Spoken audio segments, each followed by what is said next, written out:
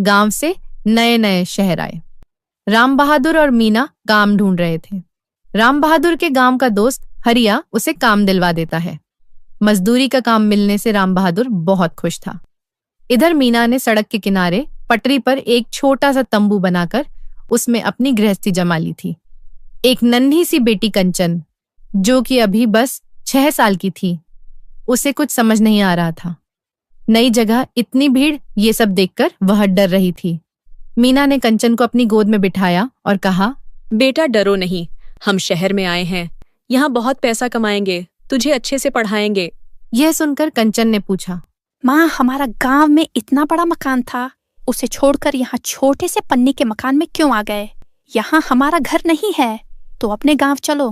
कंचन की बातों का मीना के पास कोई जवाब नहीं था। वह उसे समझाते हुए कहती है, बेटी चिंता मत कर, तेरे बाबा बहुत मेहनत कर रहे हैं, एक दिन शहर में भी हमारा अपना घर होगा। शाम को राम बहादुर वापस आया। उसे जो मजदूरी से पैसे मिले थे, उनसे वह खाना बनाने का सामान ले आया। मीना ने वहीं पास में चूल्हा बनाकर खाना तैयार किया। फिर तीनों खाकर अपनी छोटे से तंबू में जाकर सोने लगे।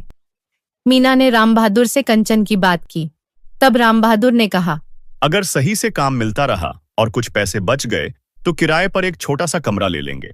अगले दिन राम बहादुर काम पर चला जाता है। मीना कंचन को लेकर काम ढूंढने निकलती है। अपने तंबू को बंद करके दोनों माँ बेटी पास ही के गली में पहुंच जाती है। मीना कई घरों में झाड़ू पोंछे के काम के लिए कहती है, लेकिन उसे कहीं भी काम नहीं मिलता। इसी तरह एक सप्ताह बीत जाता है। राम बहादुर की कमाई से किसी तरह एक टाइम का खाना बन जाता था। एक दिन मीना और कंचन काम ढूंढने जा रहे थे। एक दुकान के आगे कंचन रुक जाती है। वह एक सुनार की दुकान थी।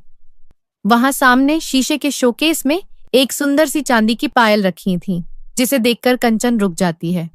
कंचन कहती है, माँ, ये मुझे चाहिए, ये छम छम करती पायल पहननी है। तब मीना उसे समझाती है, बेटा ये तो बहुत महंगी होगी, हमारे पास खाने के भी पैसे नहीं हैं, ये कहाँ से ले पाएंगे? लेकिन कंचन गुस्सा हो जाती है।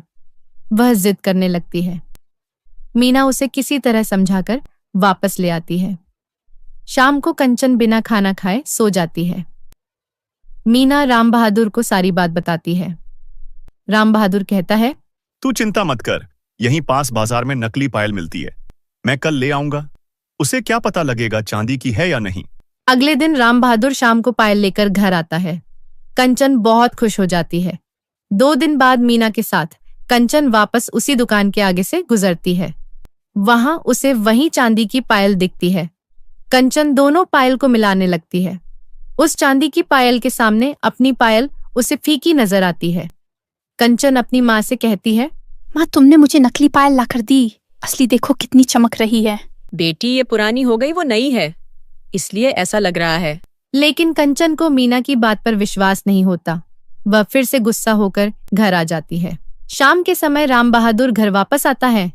राम बहादुर कहता है, सुन, मुझे एक जगह काम मिल गया और रहने की जगह भी। साथ ही मेरे सेठ के घर में मैंने तेरे लिए भी बात कर ली है। उनके ही घर में रहेंगे और काम करेंगे। मीना कंचन के सो जाने के बाद राम बहादुर को सारी बात बताती है। राम बहादुर कहता है, चल देखते हैं, पहले ये काम तो हो जाए। अगले दिन तीनों सेठ के घर पहुंच जाते हैं।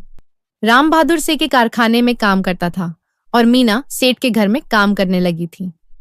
एक दिन कंचन बाहर बरामदे में बैठी थी। मीना झाड़ू पोंछा लगा रही थी।